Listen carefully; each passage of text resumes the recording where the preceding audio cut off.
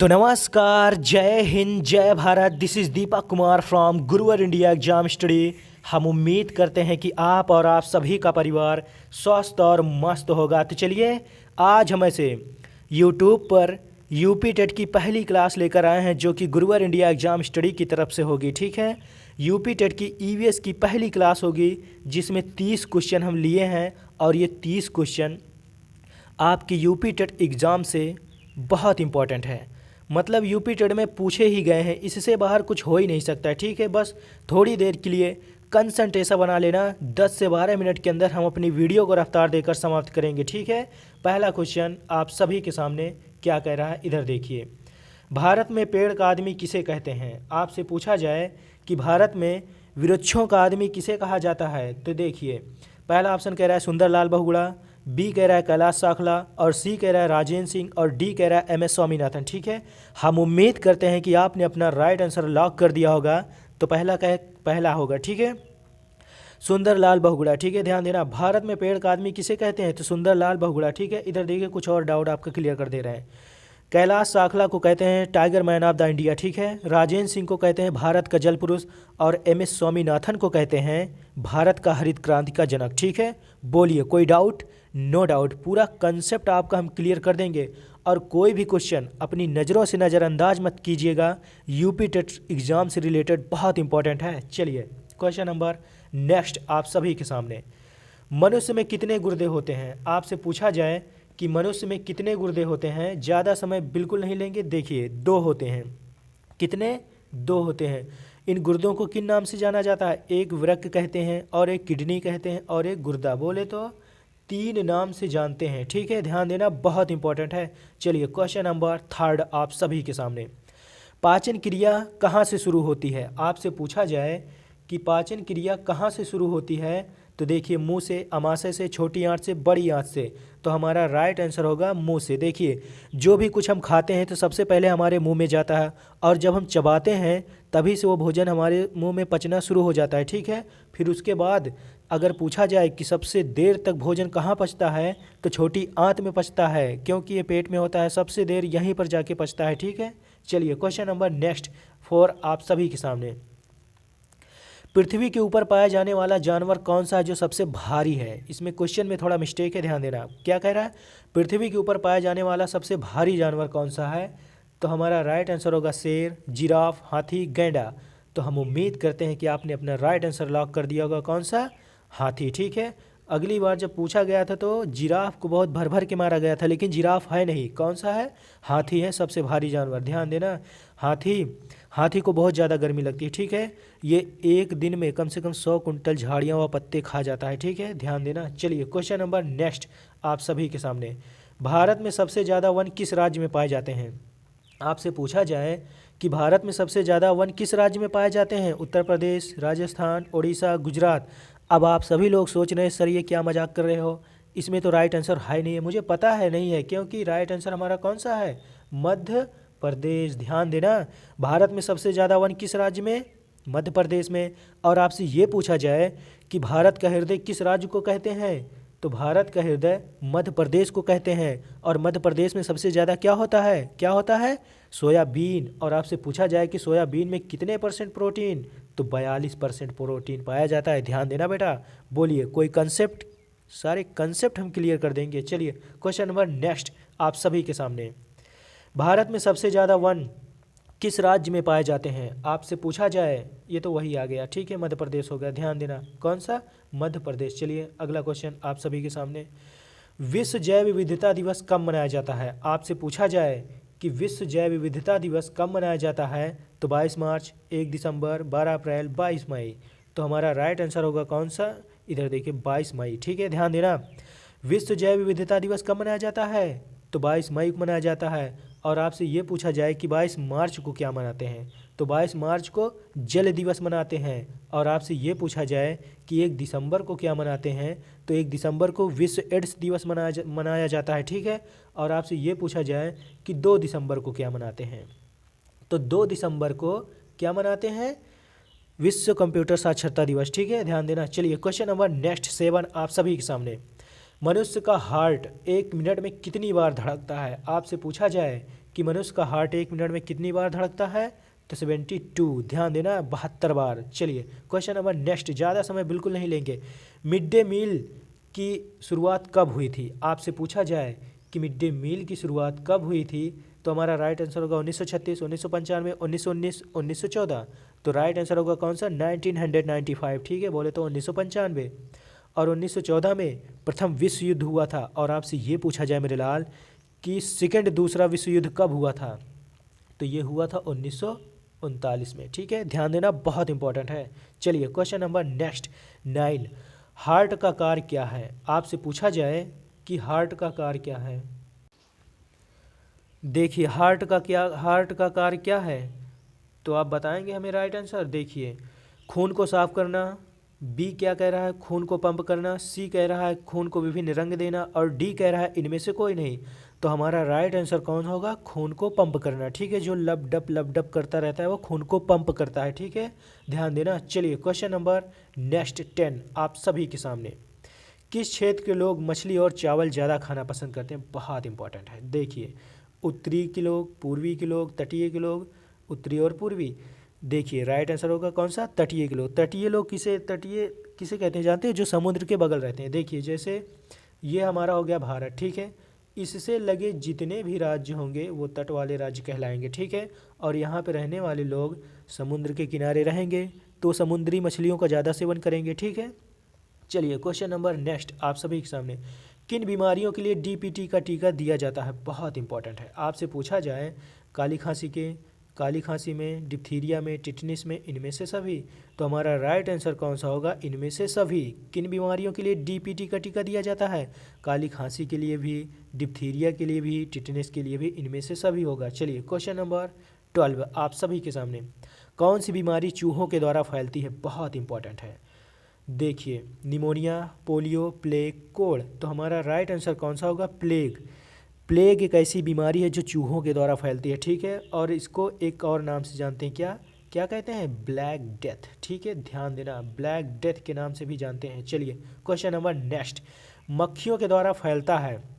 आपसे पूछा जाए कि मक्खियों के द्वारा कौन सी बीमारी फैलती है, तो वो फैलती है पेचिस, ठीक है, पेचिस बहुत खतरनाक बीमारी होती है। अकबर की मृत्यु पेचिस के ही कारण हुई थी। और देखिए रेबीज कुत्तों के काटने से फैलती है और इसमें मनुष्य को पानी से डर लगता है, ठीक है।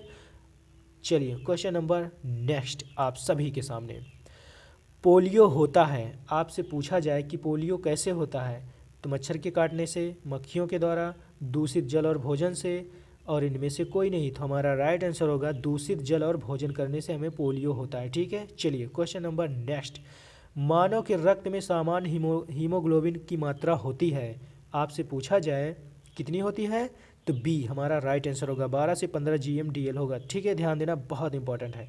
चलिए क्वेश्चन नंबर 17 आप सभी के सामने, एनीमिया रोग किसकी कमी से होता है? आपसे पूछा जाए एनीमिया रोग किसकी कमी से होता है, तो लौह, आयोडीन, कैल्शियम, फास्फोरस, तो हमारा राइट आंसर कौन सा होगा? लौह की कमी से एनीमिया रोग होता है हमें, ठीक है। लौह की कमी में जब हमें हमारे शरीर में लौह की कमी हो जाती है तो हमारा हाथ पीला हो जाता है, बोले तो खून की कमी हो जाती है, ठीक है। चलिए क्वेश्चन नंबर 18 आप सभी के सामने, स्वच्छ भारत अभियान की शुरुआत कब हुई थी? आपसे पूछा जाए कि स्वच्छ भारत अभियान की शुरुआत कब हुई थी, तो ए कह रहा है 2 अक्टूबर 2013, बी कह रहा है 2 अक्टूबर 2014, और सी कह रहा है 2 अक्टूबर 2015, और डी कह रहा है 26 अक्टूबर 2015। तो हमारा राइट आंसर कौन सा होगा? 2 अक्टूबर 2014, ध्यान देना, बहुत इंपॉर्टेंट है। चलिए क्वेश्चन नंबर नेक्स्ट, कौन सी बीमारी दूषित जल पीने से होती है? बहुत इंपॉर्टेंट है, क्या बात है। देखिए कौन सी बीमारी दूषित जल पीने से होती है, तो आप हमें बताएंगे राइट आंसर कौन सा होगा? एड्स, टाइफाइड, एनीमिया, टिटनेस, तो हमारा राइट आंसर होगा कौन सा? टाइफाइड। अगर आप ज़्यादा से ज़्यादा दूषित जल का सेवन करते हैं तो आपको टाइफाइड हो जाएगा। टाइफाइड कहाँ पे होता है? आंत्र में होता है, जो बोला जाता है आंत्र ज्वर, ठीक है। एनीमिया खून की कमी से होता है। चलिए क्वेश्चन नंबर नेक्स्ट, भारत में मधुमक्खियों को पालने का सही समय कौन सा है? आपसे पूछा जाए कि भारत में मधुमक्खियों का पालने का कौन सा सही समय है? जून जुलाई, जनवरी फरवरी, अक्टूबर दिसंबर, मार्च, तो हमारा राइट आंसर होगा कौन सा? अक्टूबर से दिसंबर। और मधुमक्खियों को कौन सा फूल पसंद है? तो लीची का फूल बहुत पसंद है उन्हें, ठीक है। चलिए क्वेश्चन नंबर नेक्स्ट, निम्न में से किस को सुनहरा रेशा कहा जाता है? बहुत इंपॉर्टेंट है। देखिए, सुनहरा रेशा किसे कहते हैं? ऊन को कहते हैं, रेशम को, पाटसन को, पॉलिस्टर को। तो हमारा राइट आंसर कौन सा होगा? पाटसन को। ठीक है, पटसन को जूट कहते हैं और जूट सबसे ज़्यादा पश्चिम बंगाल में होता है, ध्यान देना। चलिए क्वेश्चन नंबर नेक्स्ट, आर्द्रता को मापा जाता है। आपसे पूछा जाए कि आर्द्रता को किससे मापा जाता है, तो हमारा राइट आंसर कौन सा होगा? हाइड्रोमीटर, एनीमोमीटर, ठीक है, बैरोमीटर, हाइग्रोमीटर। तो हमारा राइट आंसर कौन सा होगा? बैरोमीटर से हम आर्द्रता को मापते हैं। चलिए क्वेश्चन नंबर नेक्स्ट, ज़्यादा समय बिल्कुल नहीं लेंगे। सामान्य बातचीत करने में ध्वनि की तीव्रता कितनी होनी चाहिए, कि मतलब कितनी बातचीत हो, कितनी ध्वनि हो तो आपके लिए लाभदायक होगा। तो देखिए 65 डेसिबल, 60 डेसिबल, 55 डेसिबल, 70 डेसिबल। तो हमारा राइट आंसर होगा कौन सा? 60 डेसिबल। अगर इससे ज़्यादा ध्वनि ऊपर होगी तो हमें कौन सी बीमारी हो जाएगी? ध्वनि प्रदूषण, जो अंत टाइम में हमें सुनाई बिल्कुल नहीं देगा। लेकिन आजकल के ज़माने में देखते हो ना लोग, डीजे के सामने कैसे कहते हैं और तेज़ बजाओ, अभी बहुत कम है। चलिए क्वेश्चन नंबर नेक्स्ट, पृथ्वी पर मौजूद जल का कितना प्रतिशत जल हमारे लिए अनुपयोगी है? मतलब क्या कह रहा है कि इस पृथ्वी पर कितना जल है जो हमारे लिए इम्पोर्टेंट है और कितना जल है कि जो हमारे लिए बेकार है। तो देखिए 1% जल, 99%, 49% और 2%। तो हमारा राइट आंसर होगा कौन सा? 99%। सोचिए कि 100% कितना का होता है? 100% का होता है, ठीक है। 100 में से 99% जो किसी काम का नहीं, हमारे पीने के लिए नहीं है, तो बाकी कितना है? कितना है? 1%। सिर्फ 1% है जो हमारे पीने के लिए है, और वो भी 1% जो बहुत इंपॉर्टेंट है। चलिए क्वेश्चन नंबर नेक्स्ट 25, दूषित जल में फिटकरी डालने से क्या होता है? सभी लोग कहते हैं ना फिटकरी डाल दो पानी साफ़ हो जाएगा। देखिए जल साफ़ हो जाता है, अशुद्ध नीचे बैठ जाती है, बीमारियां दूर हो जाती है। उपरोक्त में से कोई नहीं, या सभी नहीं, बताइए। तो हमारा राइट आंसर होगा अशुद्ध नीचे बैठ जाती है, ना कि जल साफ़ हो जाता है। दूषित जल है, अगर आप उसमें फिटकरी का टुकड़ा डालोगे तो उसमें की जितनी भी अशुद्धियाँ होंगी वो नीचे बैठ जाएंगी, ना कि जल साफ़ हो जाता है, ठीक है। चलिए क्वेश्चन नंबर नेक्स्ट, विश्व जल दिवस कब मनाया जाता है? आपसे पूछा जाए मेरे लाल कि विश्व जल दिवस कब मनाया जाता है, तो हमारा राइट आंसर कौन सा होगा? 22 मार्च को विश्व जल दिवस मनाया जाता है, ठीक है। और 5 जून को विश्व पर्यावरण दिवस मनाया जाता है। देखिए कुछ और डाउट क्लियर कर दे रहे हैं, 22 मार्च, ठीक है। और आपसे ये पूछा जाए कि 22 अप्रैल को क्या मनाते हैं, तो विश्व पृथ्वी दिवस मनाते हैं, ठीक है। और आपसे ये पूछा जाए कि 22 मई को क्या मनाते हैं, विश्व जैव विविधता दिवस मनाते हैं। देखिए विश्व जल दिवस कब मनाया जाता है? 22 मार्च को। और विश्व पृथ्वी दिवस कब मनाया जाता है? 22 अप्रैल को। और विश्व जैव विविधता दिवस कब मनाया जाता है? तो 22 मई को, ध्यान देना। और विश्व पर्यावरण प्रदूषण दिवस 5 जून को, बहुत इंपॉर्टेंट है। चलिए क्वेश्चन नंबर नेक्स्ट 27, किस मंडल में ओजोन गैस की परत पाई जाती है? आपसे पूछा जाए कि किस मंडल में ओजोन गैस परत पाई जाती है जो कि सूर्य से आने वाली परावैंगनी किरणों से हमारी रक्षा करती है? क्षोभ मंडल में, समताप मंडल में, आयन मंडल में, मध्य मंडल में। तो हमारा राइट आंसर होगा कौन सा? समताप मंडल में, ठीक है। यहीं पर ओजोन परत पाई जाती है जो सूर्य से आने वाली खतरनाक किरणों से हमारी रक्षा करती है, ठीक है। क्षोभ मंडल में बारिश, तूफान, ओला, बिजली, गर्मी, वर्षा, आंधी, तूफान, ये सब घटनाएं होती हैं, ठीक है। मध्य मंडल में जो भी उल्कापिंड जलते हुए आते हैं ये इसी में नष्ट हो जाते हैं, ठीक है। चलिए क्वेश्चन नंबर 28 आप सभी के सामने, भेड़ों से ऊन गर्मियों में क्यों उतारी जाती है? आपसे पूछा जाए कि भेड़ के ऊपर जो बाल होते हैं गर्मियों में क्यों उतारे जाते हैं, तो देखिए कीमत अधिक मिलती है, इसलिए गर्मी को बर्दाश्त कर सके, ऊन ज़्यादा, इनमें से सभी। तो हमारा राइट आंसर होगा कौन सा? गर्मी को बर्दाश्त कर सके, क्योंकि ऊन के बाल बहुत गर्म होते हैं, ठीक है। इसलिए उनके शरीर से उनके बाल निकाल दिए जाते हैं गर्मियों के टाइम में, ताकि वो गर्मी को बर्दाश्त कर सकें। चलिए क्वेश्चन नंबर 29, पृथ्वी दिवस का जनक किसे कहा जाता है? बहुत इंपॉर्टेंट है, ज़्यादा समय बिल्कुल नहीं लेंगे। देखिए पृथ्वी दिवस का जनक किसे कहते हैं? गेलार्ड नेल्सन को कहते हैं, ठीक है। इधर देखिए ग्रेगर जॉन मेंडल को क्या कहते हैं? अनुवांशिकी का पिता, जिन्होंने मटर के पौधों पर बहुत बार प्रयोग किया था। चलिए क्वेश्चन नंबर नेक्स्ट, जो कि हम लास्ट स्टेज पर पहुँचे हैं, ठीक है, ध्यान देना। देखिए क्या कह रहा है, जैव विविधता शब्द किसने दिया? सबसे पहले आपसे पूछा जाए कि जैव विविधता शब्द किसने दिया, तो W.G. Röntgen, Gregor John Mendel, Watson, इनमें से कोई नहीं। तो हमारा राइट आंसर होगा W.G. रॉन्टजन। ठीक है, रॉन्टजन भी कहते हैं और रॉजन भी कहते हैं। ग्रेगोर जॉन मेंडल को अनुवांशिकी का पिता कहते हैं, वाटसन को व्यवहारवाद का जनक कहते हैं। ठीक है, हम उम्मीद करते हैं कि यह वीडियो आपको बेहद पसंद आई होगी, और जैसी भी रही हो हमें कमेंट में कमेंट करके ज़रूर बताइएगा। हम उम्मीद करते हैं कि यह आपको वीडियो ज़रूर अच्छी लगी होगी। ठीक है, ऐसी और बेस्ट कंटेंट पाने के लिए हमारे गुरुवर इंडिया एग्जाम स्टडी को सब्सक्राइब करना ना भूलिएगा। ठीक है, थैंक्स फॉर वॉचिंग गुरुवर इंडिया एग्जाम स्टडी। जय हिंद, जय भारत।